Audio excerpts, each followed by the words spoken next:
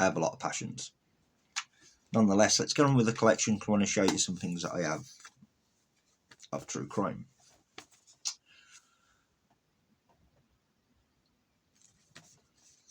This is a cool book. I thought it was rare. It's not actually as rare as I thought it first was, but still, I think it's cool to have if you're into true crime. He's back soon. Of course, the Zodiac Killer. That's the film, but if you've not seen it, definitely give this a watch if you're into true crime.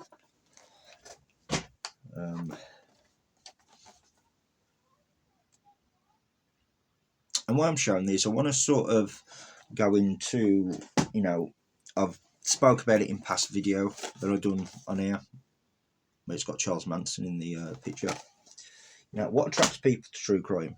I've noticed a pattern of people that seem, you know, like you meet loads of people that say, oh yeah, you know, I like true crime, I watch a true crime series. Where people start to question, and I don't care because like I'm obsessed with true crime, I'm passionate about it. Like as you can see, I've got Rich Ramirez in the back. I'll put the show you a close-up video of that in a minute. Once I've shown a lot of these and edit it all together. And the Richard Ramirez, the story of it is, as you can see in the background, he's got a pentagram upside down cross carved into his head, and the eyes are red because the story of it is possessed by the devil. That's the story within that picture. So again, you know, like I know a lot of people that are into true crime, and like with me, when I was having, because I got Charles Manson tattooed as a spider, and now people might say, well, why you got a portrait of him? I never do a portrait of a serial killer. I've always seen serial killers as creatures. I don't see them as human beings. Yes, they are human beings, I know, obviously, but you get my point.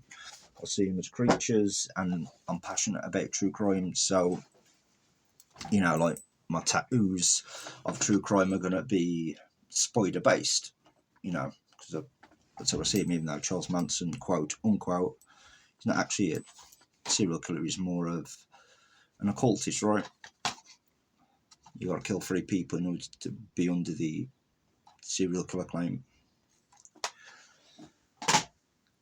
And so, you know, I've known a few people that are into true crime as much as me, you know, and they've got tattoos and stuff, and people are like, you know, especially some family and mates, like, even people are going to find it weird that you got a Charles Manson tattoo.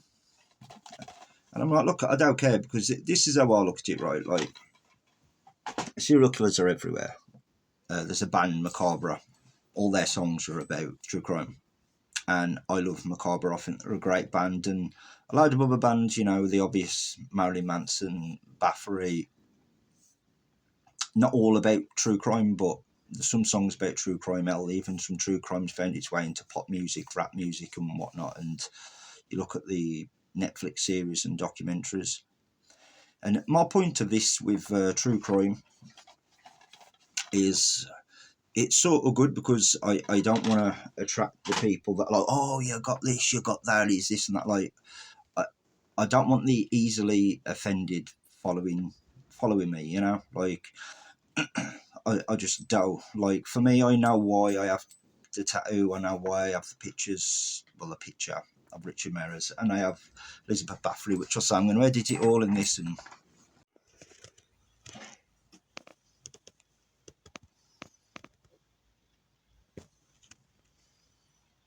show you more of my true crime collection. There's a difference between being fascinated and liking serial killers. I'm more fascinated. I said I don't see them as human beings. Like I say, you get people like Matt, yeah, but you got a tattoo of Charles Manson as a spider, you got Richard Ramirez painted on your wall as the devil, I've got Elizabeth Bathory over there and stuff. Well, it's more inspired by Elizabeth Bathory, that's where it comes from. Like, I'm just like, who cares, man? Let people think what they want. Like I said, I don't want people that are like, oh my god, that's disgusting. People make Netflix series and blah blah blah. Like, good, fuck off. I don't care. I don't want to attract people like that.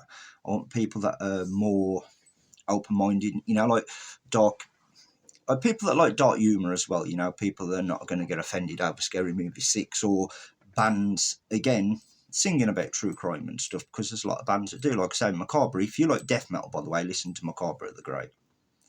Like I say, the more popular bands like Marilyn Manson has incorporated true crime into some of their songs, not all songs like Macabre.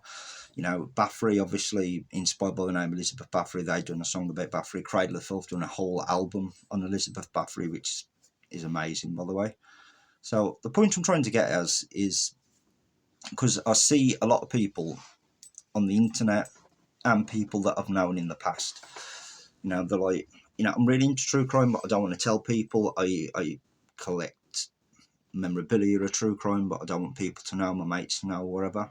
It's like, fuck them, man, who cares? Like, you don't want them in your life anyway for that. Do you get what I mean? Because for me, I like people that are dark humour, and they're like, yeah, it's an interest and they get it. And again, whether people have a problem with that, it doesn't matter. I'm just trying to get out there that, you know, don't censor yourself because of what other people are going to think or say. You know, like, I don't care. I'm going to continue to collect true crime because I've always been fascinated with it. Like, I also have this that the missus got me, which is more dark humour stuff, which is kind of cool. Check them out, by the way.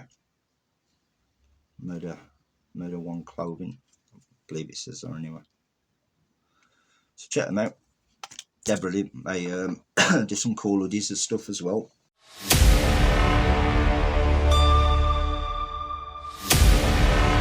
Join me in the morgue.